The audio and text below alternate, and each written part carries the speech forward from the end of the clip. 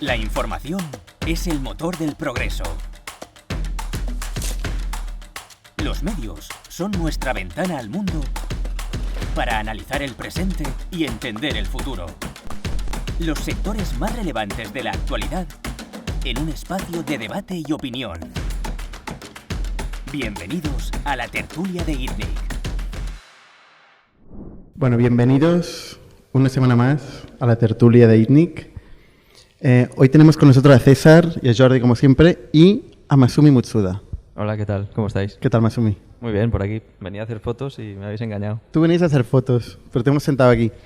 Masumi tiene un rol muy importante en esta casa, A ver, que a es ver. el primer inversor de ITNIC, Ah, mira. ¿no? Bonito título. Con 19 años, 20 años. Sí, 20 años, ¿no? 20 años. Y desde siempre el CTO, un poco Sí, en su casa, en la sombra. Exacto, en la sombra. Mucha sombra. Mucha sombra. Muchos rumores de... Sí, sí. Y luego como side project, Masumi es doblador, concretamente uno de los dobladores más conocidos en España, Si no el más. si no el más, No. con roles como Harry Potter, Sí, Anakin Skywalker. sí. Flash, Gus en la banda del patio. Kylo Ren. Pero la cúspide, el top de mi carrera, o sea, yo llegué a lo más alto y pude hacer, me dejasteis hacer la intro del podcast de ITNIC. ¿Qué es lo más importante que ha hecho? La voz oficial de ITNIC es Masumi. Bienvenidos un día más al podcast de ITNIC, no sé qué. Es por lo que Pues- más te reconocen, ¿no? Sí, por la calle a veces digo, oye, tú eres la voz del podcast de ITNIC, ¿no? Básicamente por eso. Bueno, yo no lo definiría un side project, o sea, al final es básicamente el 99% de mi trabajo, el 1% que queda es ITNIC. El side project es ITNIC. El side project. No, lo que es side project es la nueva web de ITNIC que lleva en desarrollo un año. Es que nunca se acaba Un un año. producto Un año más. O 2 o 3, ¿eh? o 10. Una web nunca se acaba, ya lo sabéis, que va evolucionando y se adapta a los tiempos. Pero oye, aquí hay una anécdota interesante, que es que un día estábamos Masumi y yo en un almacén de tablas de windsurf y de golpe una persona que estaba ahí en el fondo escuchó la voz de nosotros discutiendo, intentando encontrar nuestra tabla y dijo, yo conozco esta voz. Y yo dije, hostia, Masumi, será Masumi. Y no, era un fan del podcast de ITNIC. Y reconoció mi voz. Y lo curioso es que hoy está aquí Jaume, que ha venido por primera vez a la audiencia del podcast. Era la de persona, ITNIC. Jaume era la Era la persona. persona. Es la primera persona que me escucha a mí, no me reconoce, sino que reconoce a Exacto. Bernat. O sea, yo estoy tan orgulloso de ese no momento. Es verdad. A mí nadie me reconoce, pero ya es eso. Oye, pero lo interesante de hablar hoy es del futuro del doblaje.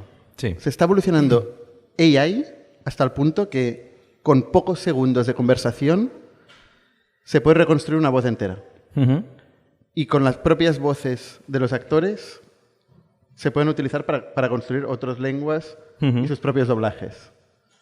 ¿Cómo se ve esto desde la industria del doblaje? Esto se ve con cierto miedo. O sea, cuando empezó a llegar todas estas demos, todo se empezó a ver todo esto, pues cierto miedo, claro.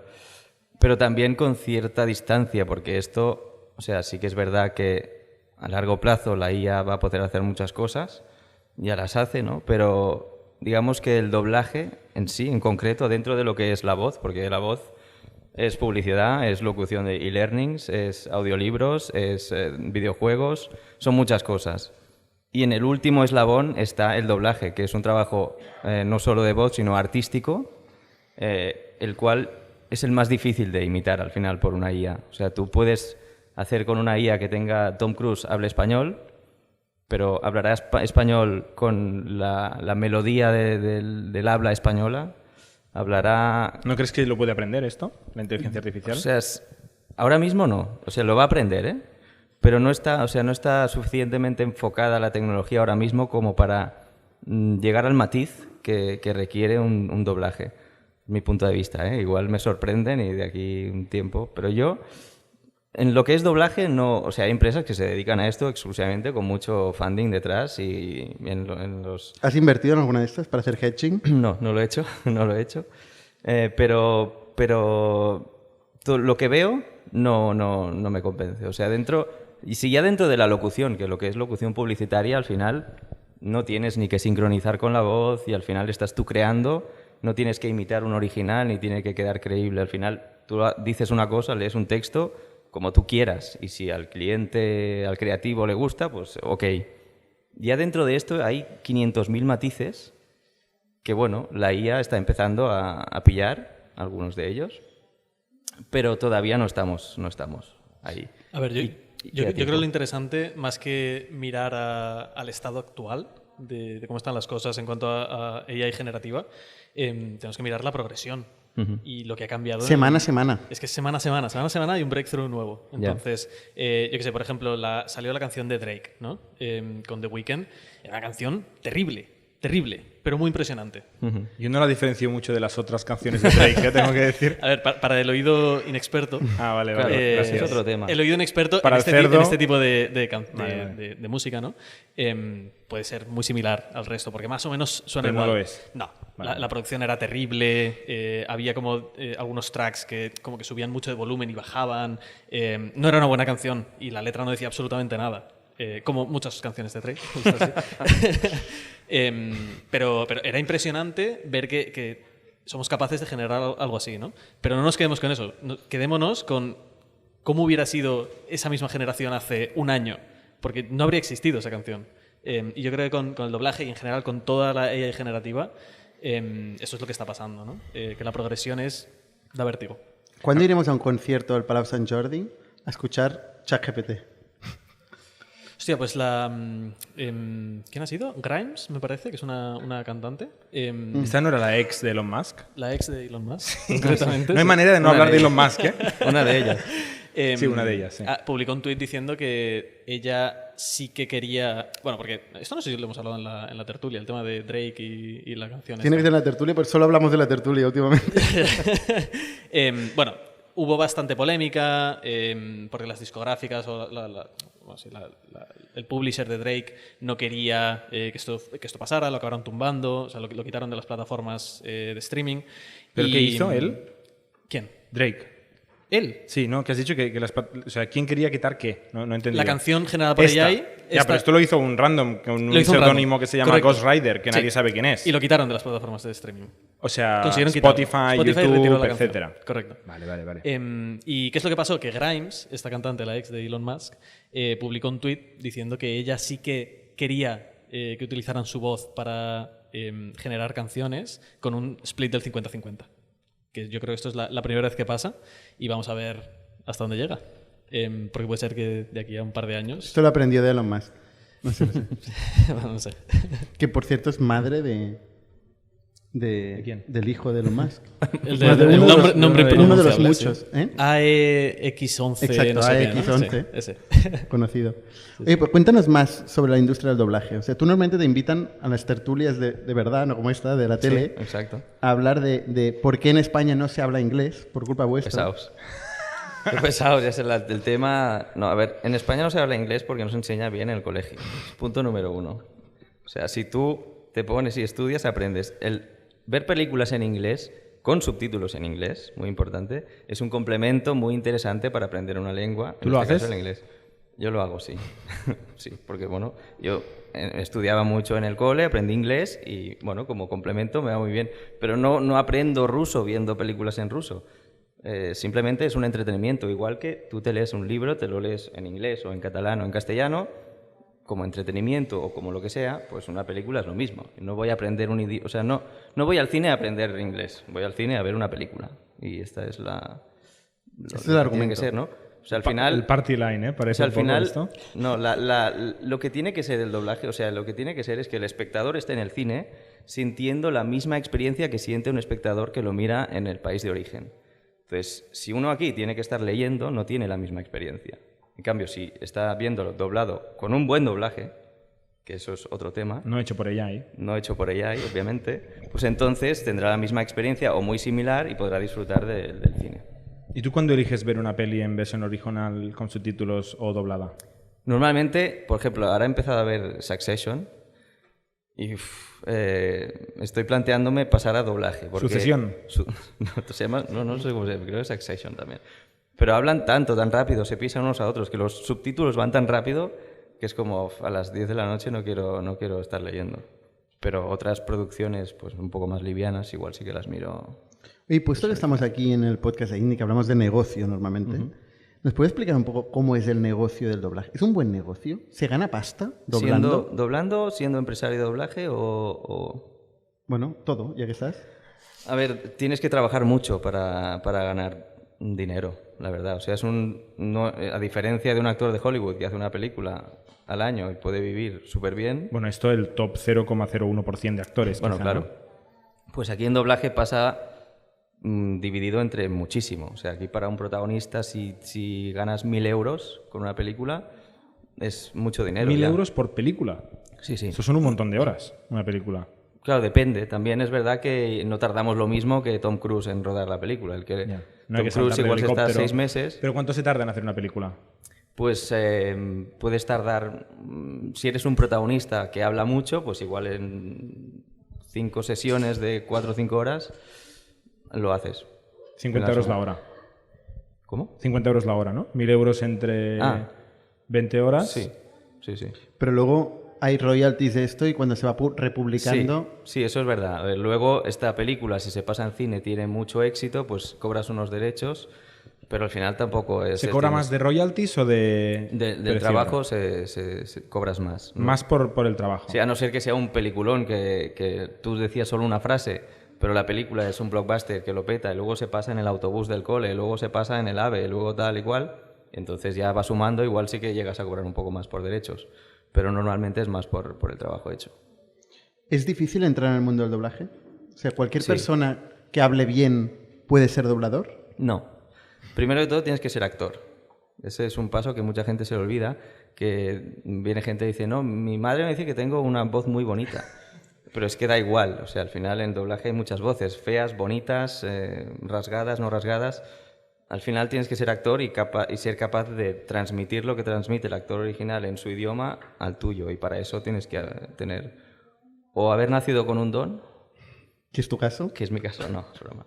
O tener una formación y haber trabajado mucho en esto, haber estado muchas horas y practicando. Pero sí, es difícil entrar, básicamente porque no hay mucho trabajo y hay muchos actores. Y entonces lo que piden las distribuidoras es velocidad, calidad y... Bueno, velocidad y calidad, el precio también, pero el precio está fijado y no... ¿Está fijado? Sí, ¿Por un quién? convenio. ¿Convenio? Un convenio de doblaje. Bueno, ahora mismo no lo hay.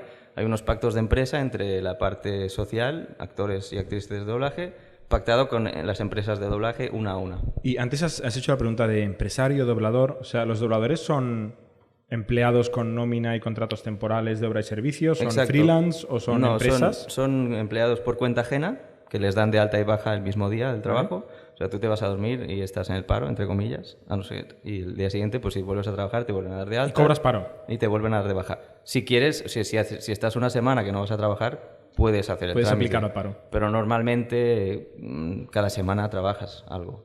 Entonces no sale a cuenta. Publicidad. ¿Se gana más dinero en publicidad, anuncios? Publicidad es otro mundo completamente distinto. Cada uno es un empresario, eres autónomo, sí que te dan de alta por un trabajo y luego facturas los derechos.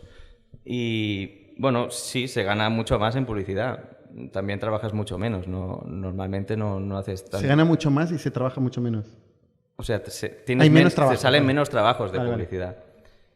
Al final, claro, es un producto que estás patrocinando una marca, claro, al final tiene otro precio. No es un trabajo artístico, porque al final, bueno, es más... Bueno, hay quien sí lo considera, ¿no? Puedes considerarlo un trabajo artístico, pero no es lo mismo. Al final no estás copiando un original, estás creando tú mismo tu versión.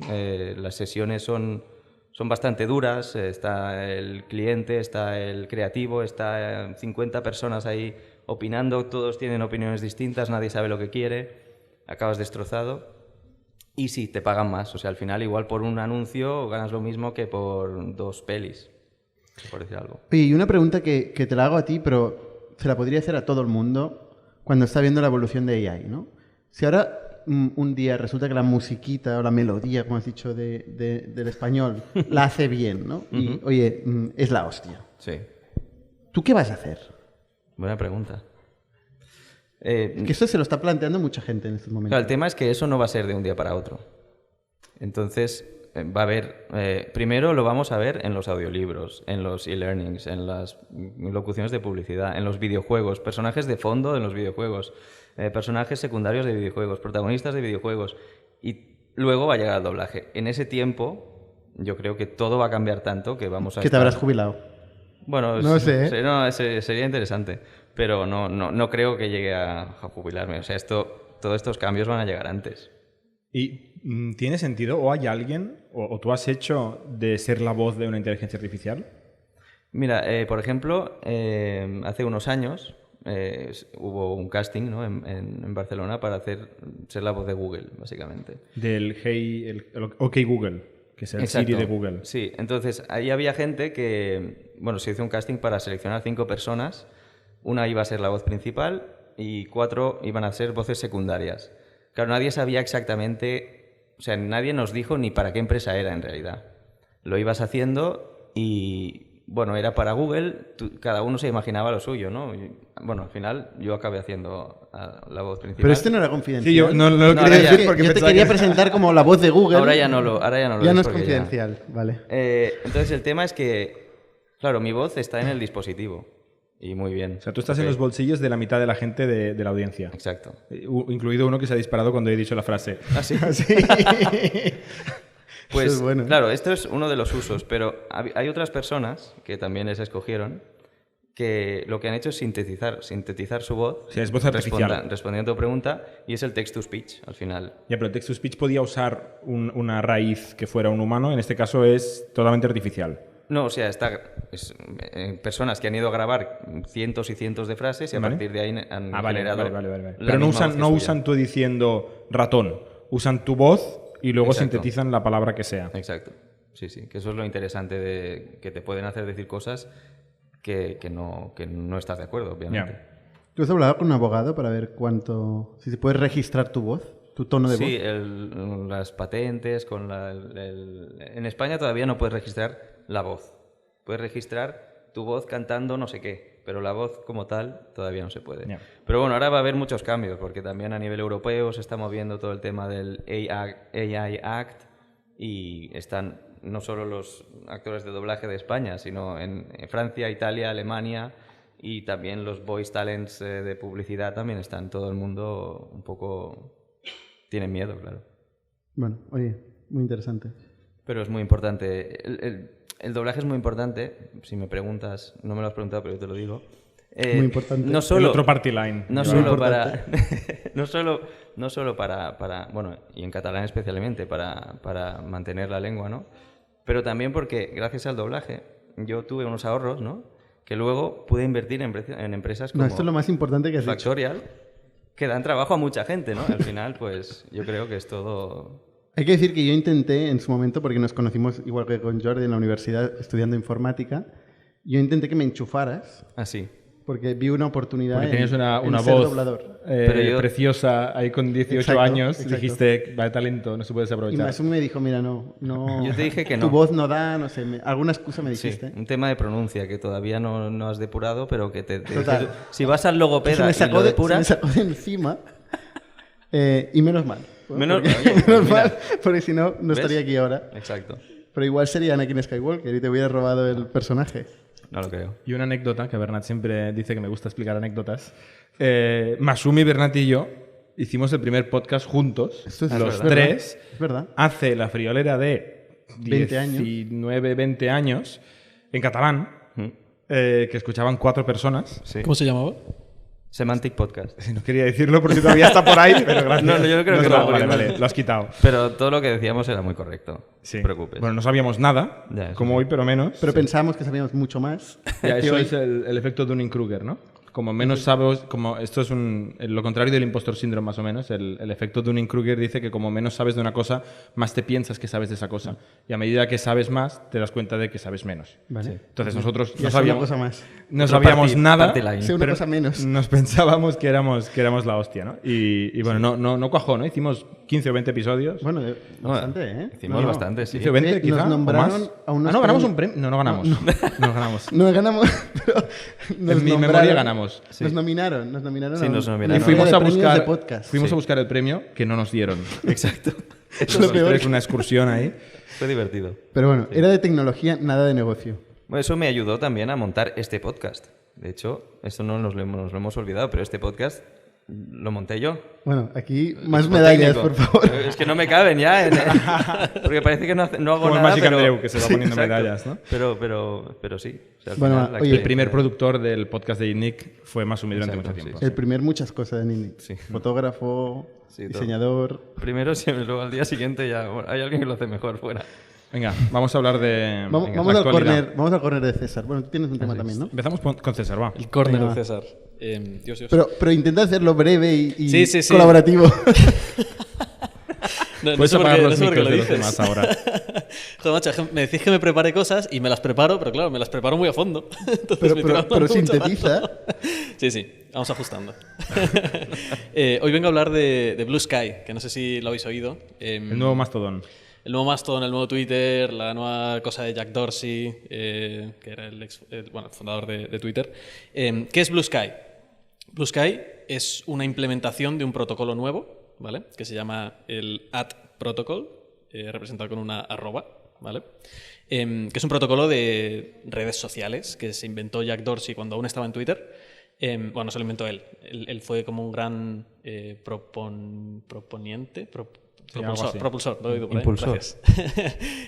Un gran impulsor de que existiera un protocolo de redes sociales que no fuera centralizado en una empresa, sino que fuera pues descentralizado, federado, etcétera, etcétera, similar a Mastodon. Entonces, es un proyecto que empezaron haciendo allí en Twitter, que lo empezó con una chica que se llama Jay Graeber, seguramente he pronunciado muy mal su nombre, que es la CEO de Blue Sky. Es una empresa esto. Es una empresa, sí. Es un tipo de empresa especial, me parece. Me parece que no, No es lo una LLC normal, pero bueno. Y nada, ahora han sacado hace un par de meses la primera implementación de ese protocolo. O sea, ellos llevan trabajando en este protocolo un par de años, que al final permite que cualquier persona tenga como su nodo de Blue Sky, bueno, de App Protocol, un poco similar a Mastodon de nuevo. Pero ellos han hecho como la primera implementación en una aplicación que se puede utilizar. Empezaron a enviar invitaciones hace un par de meses y ahora parece ser que ha habido bastantes más que han sacado y varios de nosotros pues hemos conseguido entrar y Y aquí ver, solo uno de nosotros, que eres tú. ver qué es lo que hay. No sé si alguien por aquí. Si tenéis invitaciones, @cesar.wtf si queréis buscarme. Rascando se followers. utiliza el como pueda. dominio Sí, como esto es- identificación. Esto es interesante. Allí no tienes nombres de usuarios como en Twitter, sino que tú empiezas de base con un nombre de usuario dentro del dominio de Blue Sky. ¿Vale? Puede ser, pues, yo qué sé, cesar.bsky.social, ¿vale? Que es el dominio por defecto que te ponen. Puedes cambiarlo por uno tuyo. Que esto se hace pues cambiando tus DNS, te dan un TXT que tienes que poner en tu dominio, y te lo validan, y entonces ya puedes utilizar tu propio dominio como handle dentro de la Experiencia de de la usuario brutal. O sea, Em, súper cómodo para... No, Para mi al abuela, final es algo que no necesitas hacer. Tu abuela que usa Twitter, obviamente. Es un tema de vanity, no necesitas hacerlo, ellos te dan uno por defecto, pero es mucho más sencillo hacer el sign up que en Mastodon, por ejemplo. Una de las diferencias que tiene el protocolo AT versus el, no sé cómo se llama, Activity Push o algo así, el de Mastodon, es que los perfiles sí que son, o sea, te los puedes llevar de un nodo a otro, que esto en Mastodon no se puede. Y es por eso que que crearon un protocolo de cero en lugar de utilizar el que ya existía de Mastodon. ¿Tú estás en Mastodon? Yo tengo una cuenta por ahí, pero la verdad que no la ¿Entraste uso. un día? Sí, entré un día para ver de lo que iba y la verdad que la experiencia de usuario es bastante compleja. O sea, tienes que entender muy bien primero lo que es un servidor, ¿sabes? No puedes meterte y hacer una cuenta donde quieras. Yo creo que Blue Sky esa parte la han suavizado bastante. Sigue siendo un poco complejo el sign-up, pero mucho más sencillo que Mastodon. ¿Qué hay en Blue Sky? No hay nada, por ahora. Ni siquiera Jack Dorsey, que es uno de los propulsores de este nuevo protocolo, etcétera, etcétera, ni siquiera lo está usando. Él está usando otro protocolo, otra aplicación que se llama Noster, creo. Y al final él lo que dice es que él lo que hizo fue poner un equipo enfocado en construir el protocolo y la primera aplicación, pero que habrá muchas implementaciones de sistemas similares y que cada uno use la que quiera. O sea, no parece muy Útil. metido. Lo veo complicado. Me parece muy útil. dentro de Blue Sky. Porque el No parece valor muy de una útil. red social es la gente que hay ahí. Es que al final este es el problema de estos protocolos, que tienen mucho sentido si empezáramos de cero ahora, pero no tienen a la gente dentro y no hay ningún incentivo para que la gente que está Pero usando todas Twitter... las redes sociales. O sea, cuando viene un pitcher aquí y nos explica que va a hacer la siguiente red social... Pero fíjate que es distinto, porque Blue Sky no aporta absolutamente nada nuevo que beneficie al usuario de una forma muy clara y en el corto plazo. Que O sea, no puede ser censurado. de una forma muy clara y en el corto plazo. Porque lo digo con duda porque no lo tengo claro. Em, Sí, ¿qué pasa si un nodo te censura? No, esto en Blue Sky no pasa nada, y esto es una de las diferencias, esto es la misma diferencia con Mastodon de antes. Si un nodo de Mastodon te censura, pierdes todo el contenido que habías publicado. Pero en Blue Sky, como los perfiles son compartidos y los puedes migrar de uno a otro, no pierdes nada. Entonces, un nodo te puede censurar. Y todo el mundo te puede ver igualmente. Y te puede tener en su feed, aunque te quiten de un nodo. Sí, no sé exactamente cómo funciona, porque tampoco hay más implementaciones de este protocolo que yo sepa, Ya. que yo ya he visto, esta es la primera. Pero la idea es que sí, que esto viva en la red federada y tú desde otro nodo puedas acceder a ello. ¿Tú le das un duro a esto? No. No, la verdad que no. La verdad que no, Pero porque le te das digo- un tiempo para generar el perfil, eso sí. Sí, para probarlo. para ver lo que hay que dentro. probarlo todo. Sí, no, Sí, yo sí. lo quiero probar. Sí, sí. Pero no, la verdad que no, porque no veo el incentivo para la gente para moverse a este tipo de redes federadas, al menos por ahora. Bueno, si Musk la sigue liando con Twitter y los verificados, ahora te lo quito, ahora te lo doy, no sé qué. ¿A la ti te ha gente quitado el igual se verificado? acaba No. Yo pago. cansando. Ah, tú pagas. A mí nunca me han verificado. Ahora él está pagando personalmente, dice que paga personalmente A algunas alguna gente. cuentas. LeBron James, ¿no? Sí. Sí, esto nos gusta mucho hablarlo en el mundo tech, pero yo creo que son anécdotas que al 99,9% de la base de usuarios de Twitter le da absolutamente igual. Entonces, está guay para una tertulia, Pero es cierto que si Twitter muere, pero no es un problema. Claro, si porque muriese. puede morir. Claro. Puede entrar en bancarrota, que no puede hacer frente a los pagos y cierre. Ahí hará falta una alternativa a Twitter, ¿no? Porque parece ser que hay demanda para una app de mensajes breves con feeds y followers y tal. Y que si hay un momento para atacar Twitter es ahora. Hay una oportunidad No de puede morir. sacar Yo creo que usuarios es de una Twitter. posibilidad real que desaparezca Twitter en 24 meses. ¿Sabemos algo del burn rate de Twitter? Que yo no sepa. ¿Tú sabes algo? No. O sea, lo que sabemos todos. Que la gente no sabe, intenta hacer los números para ver cómo hará frente a los pagos de los intereses y no salen esos números. Salen negativos. O sea, que no está generando suficiente margen como para hacer frente a los pagos de intereses. Eso es lo que se dice. Pero es una empresa privada sin ningún tipo de documentación pública, con lo cual es rumor. Hay una feature interesante que tiene el protocolo AT, que es que puedes elegir el algoritmo que quieres utilizar para ver tu feed de contenido. Y puedes cambiarlo, puedes cambiar de uno a otro. Y eso es algo que en Twitter y en cualquier otra red social obviamente no se puede, porque al final los intereses económicos de la empresa que hay detrás es que tú veas el contenido que más engagement te va a causar, porque más anuncios vas a ver y más anuncios es probable que cliques. O la hipótesis conspiranoica es o el que te va a hacer votar un partido u otro o el que te va a hacer no sé qué, ¿no? Pero bueno. Sí, sí, sí. Y en el caso de Blue Sky, tú vas a poder elegir el algoritmo que quieres utilizar. Ahora mismo, que yo sepa, no hay ninguno implementado, más allá del hack que han puesto en la aplicación de Blue Sky. Que esto, hasta la CEO misma, dentro de su perfil de Blue Sky, dice que la aplicación la han hackeado en un par de meses y que ni siquiera se esperaban que tanta gente estuviera interesada. Así que es un poco... Cuando dices hackeado, quieres decir que la han hecho así a prisa y corriendo. Sí, exacto, sí, perdón. Sí que la construyeron muy, muy rápido. Entonces, cosas interesantes del protocolo, el tema de poder elegir el algoritmo, el tema de poder aplicar distintos métodos de moderación, que esto también forma parte del protocolo en sí, que puedes portar tu cuenta de un host a otro, y el hecho de que es una red federada. ¿Vale? Estos son como los 4 puntos importantes del protocolo AT, que se parece más a un protocolo de email, un protocolo de la web, por ejemplo, que a una red social centralizada en una empresa. Vale. Oye, desde que pusimos los sofás, esta tertulia se está alargando, que no veas. Llevamos una hora. ¿Tú, Jordi, quieres hablar de Tiny? Yo quiero hablar de Tiny, Venga. que es una empresa de la que hemos hablado alguna vez. Tiny la fundó Andrew Wilkinson y empezó desde MetaLab.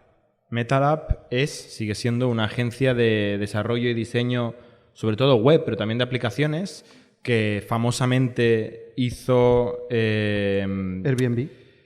hizo Slack, Coinbase, Crypto.com y Uber. Airbnb no lo he visto Ah, en no, la lista, Airbnb no. pero puede Airbnb ser. no. Pero yo Ah, he ¿no? vi- Slack, Coinbase, Crypto.com y Uber y muchas otras, ¿no? Es una empresa de Vancouver, en Canadá, Y es una empresa que es muy conocida porque, aparte de que el tío pues, habla mucho y ha sido bastante transparente durante mucho tiempo, es muy opinionado, también, digamos, ha empezado algunos productos, como por ejemplo Flow, que era un gestor de project management, que cerró, lo financió con su propia inversión. Luego se ha dedicado, y por eso montó Tiny, a montar lo que algunos habían llamado el Berkshire Hathaway de Internet. Berkshire Hathaway es la empresa Warren Buffett, que al final es una empresa que compra wonderful internet businesses, como dice él, ¿no? O sea, negocios rentables digitales, que es lo que no hace Warren Buffett. Warren Buffett famosamente dice: yo no me meto en tecnología porque no lo entiendo, aunque es el principal socio de Apple. Dice: nosotros entendemos mucho de Internet y compramos negocios rentables de Internet, y es como una especie de pequeño private equity o hedge fund que compra empresas, ¿no? Por ejemplo, compra este podcast, que es un grandísimo negocio, y decide, pues le pago un dinero a los founders y yo voy mejorando un poquito este negocio y voy generando cash flows y me los quedo yo, ¿no? Y se hizo muy, muy famoso. Entonces ahora, Tiny, en enero de este año, anunció que se fusionaba con WeCommerce. WeCommerce es un negocio que ofrece templates y servicios para montar negocios online, e-commerce, ¿no? Y que también tiene un pequeño modelo de que compra e-commerce y tal. Entonces había unas sinergias ahí. Primero Tiny invirtió en WeCommerce y ahora se han acabado fusionando. Y WeCommerce está cotizada en el Stock Exchange, no sé si Toronto o Vancouver, de Canadá. Y entonces ha salido esta semana pasada, donde se ha confirmado la transacción, un report con todos los datos de Tiny, que me parecía interesante. Entonces, antes de explicar los números, César, tú que estás mucho más metido en el mundo de diseño y conoces muy bien, ¿nos puedes explicar en 30 segundos qué era MetaLab? Y luego te voy dando nombres de empresas y nos explicas un poquito lo que son. Venga, MetaLab. Claro, bueno, MetaLab los he explicado antes. ¿Lo he explicado bien? Sí, es una agencia de diseño de Perfecto. producto. Después de MetaLab crearon BIM, que es un conglomerado de agencias de diseño que incluye, entre otras, Frosty, ¿no? Button, Z1. Eso sí. Esto es una agencia de diseño, de producto también. Me parece que están basados en Sevilla, si no me equivoco. Son españoles, yo sé que son españoles. Porque es SL, es Z1 no sé qué, SL. Sí, están en Andalucía, no sé si es Sevilla. Pero sí, son para mí una de las agencias con más calidad que hemos visto en este país. ¿Qué hacen? Diseño y desarrollo de producto. Páginas web, apps. Sí, me parece que ambas. Vale. Sí. Y 8020, que yo no la conocía, pero es otra de las agencias. Por otra parte, Tiny es propietario de Dribbble, que no sé si algunos de aquí conocéis Dribbble. Explícanos qué es Dribbble. Dribbble era una red social una red social, vamos a decir, donde diseñadores publicaban en lo que estaban trabajando originalmente. Entonces, tú tenías un formato muy reducido en píxeles, donde publicabas un screenshot. Eran cuadraditos. Sí. Parecía el concepto de Twitter, en vez de tener 140 caracteres. Sí, exacto, pero con diseño. Tenías unos píxeles. Sí, esto hace unos años todos los diseñadores teníamos Dribbble. Era el estatus de un diseñador, era el Dribbble. O sea, ¿no? si no estabas en Dribbble, estabas. No, y si tu no Dribbble no existías. tenía likes y tracción, no eras nadie. Correcto. Y era de hecho, donde contratar diseñadores, Sí. viendo dribbles. Y entrar en Dribbble era complicado en aquel momento porque no había invitaciones. Entonces, no cualquiera entraba en Dribbble. Era de estas redes sociales que habían crecido de esa forma. ¿Qué es lo que ha pasado con Dribbble? Y que no ha sido necesariamente, si quieres, de la adquisición. Que ha ido... O sea, el uso de Dribbble, la cantidad de usuarios activos, etcétera, etcétera, ha ido hacia abajo de forma bastante vertiginosa.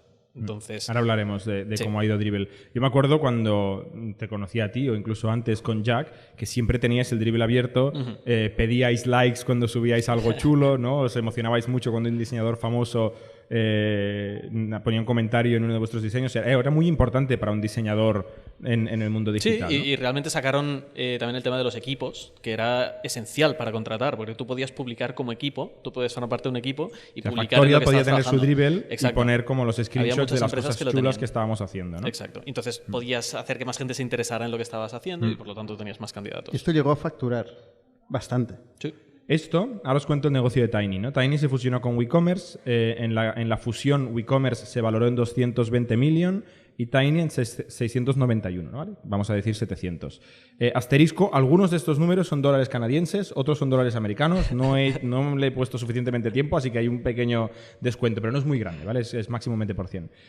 Tiny, la empresa, el conglomerado, tiene 500 empleados, factura 110 millones de dólares, no está mal.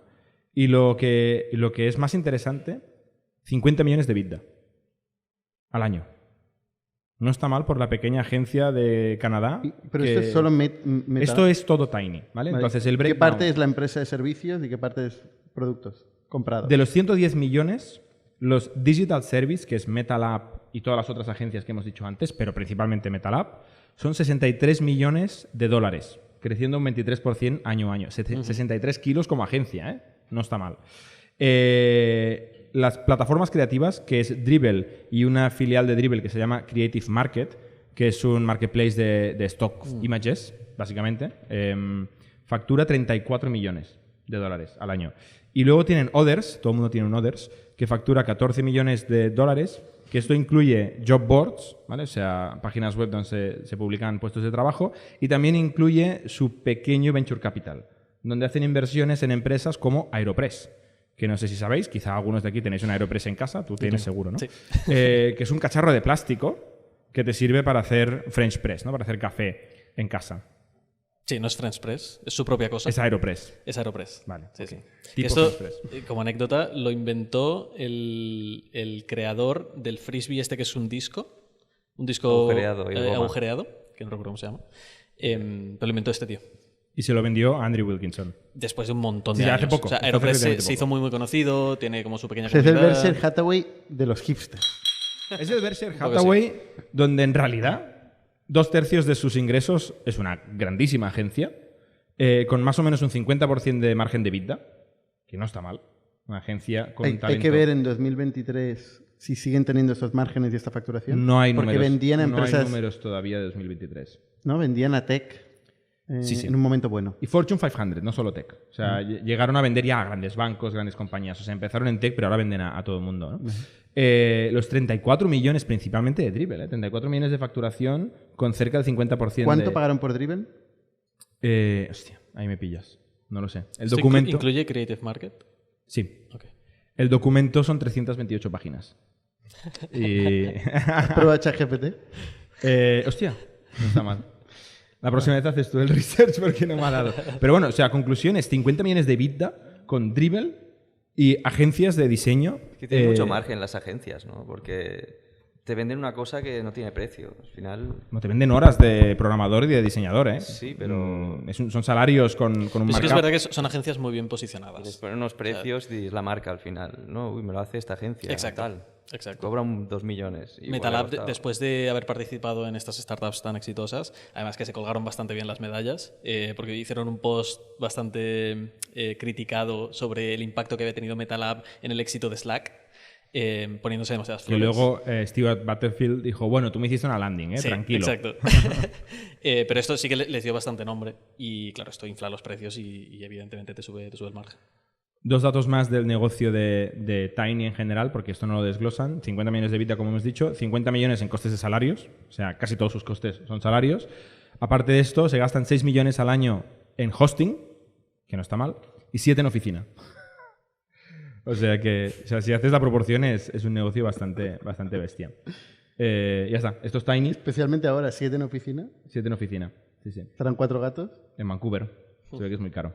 Pero, o sea, al final las agencias que, digamos, a veces tienen menos glamour que muchas startups de software y tal, generan unos márgenes de la hostia y pueden llegar a escalar a 110 millones combinado todo, ¿no? 63 solo la agencia, si haces muy bien el trabajo, y también hay que decir 15 años, más de 15 años de trabajo muy, muy bien hecho y de mucho talento, ¿no? Pero enhorabuena por Tiny y parece un chollo a la valoración, 600 millones de euros sacando 50 de EBITDA cada año. Sí, pero con una componente de agencia importante. Creciendo, sí, pero creciendo en global un 40% año a año, ¿eh? No está mal. En global 40 y de agencias solo 23, has dicho. La ¿no? agencia 20 y pico, he dicho, me parece. Dribbble está creciendo bastante. Aunque es cierto que ya no es tan importante en el estatus, el job board, el pro, eso ha ido haciendo un compounding y... Y a mí lo que me sorprende de Tiny Y es está que facturando. han ido comprando empresas que uno las ve desde fuera y diría, esto no va a estar mejor de lo que estuvo en el pasado. Como ejemplos, Dribbble, que a pesar de que factura un montón, la verdad es que la comunidad de diseñadores ya no está ahí. ¿Dónde está, por cierto, la comunidad de diseñadores? Twitter.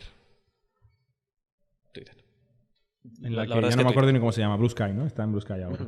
O sea, para encontrar diseñadores hay que ir a Twitter ahora. Sí, realmente sí.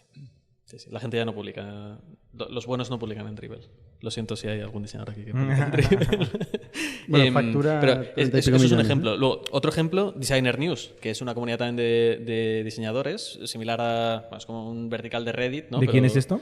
Esto es una comunidad que empezaron los de Layerbolt, que es una otra empresa agencia. No, esto era una empresa que hacía control de versiones para archivos de Photoshop para diseño digital. O sea, que vino Sketch Hello, Figma. y les quitó de en medio, y luego Figma les quitó de en medio del todo, cerraron, pero la comunidad seguía activa y Tiny les compró. Bueno. ¿Qué es lo que pasa? Que la cantidad de usuarios activos hizo así también. Entonces se fue para abajo. Otro ejemplo, Meteor. Es un framework de desarrollo full stack pre-React, que la verdad es que no sé si hay mucha gente usándolo hoy en día, aparte de las aplicaciones legacy que se construyeran con ello. Era muy fácil de empezar, era un poco como el Rails del full stack, pero no, o sea, se quedó ahí, no siguieron haciendo cosas nuevas y la gente dejó de utilizarlo. Entonces, como que han hecho bastantes inversiones o han comprado empresas de este tipo que parece que están yendo hacia abajo. Entonces, a mí me sorprende, vamos a ver cómo evoluciona la cosa. A mí me ha sorprendido que al final es todo las agencias y Dribble. Y todo lo demás hace mucho ruido, pero es insignificante. Oye, creo que tenemos time. Tenemos varias noticias esta semana más que igual no entraremos. Ha publicado Meta los resultados y parece que mantiene. O sea, es una buena noticia dado el contexto macro. Ha subido un 4%, ¿no? Los ingresos 4%. de publicidad y ha subido el precio en bolsa. Ha hecho layoffs, se ha gastado $1 billón en los 10.000 layoffs, 100.000 euros por empleado. Es curioso teniendo en cuenta que los empleos ahí son at will, o sea, los contratos son at will, ¿no? Bueno, 100.000 euros será un 60-70% de un salario medio de Meta. Menos, yo creo, ¿eh? Incluso menos, ¿no? Otra empresa que ha hecho layoffs, Dropbox, que lo acaban de anunciar. 16% de la plantilla, me parece. 500 empleados. No sé más. O sea, acabo de leer la noticia. Ahora. Todo igual. Excepto Factorial, ¿no? Excepto Factorial. Muy bien. Oye, vamos a hacer una pausa y luego volveremos con el Q&A. Somos un ecosistema de startups tech de Barcelona, creadores de Camalún, Kipu y Factorial, entre otras. Ofrecemos más de 5.000 metros cuadrados de coworking a startups y organizamos eventos diarios para discutir negocio y tecnología hasta la saciedad. Desde ITNIC Fund invertimos en equipos con capacidad de construir grandes productos y negocios. ¡Te esperamos!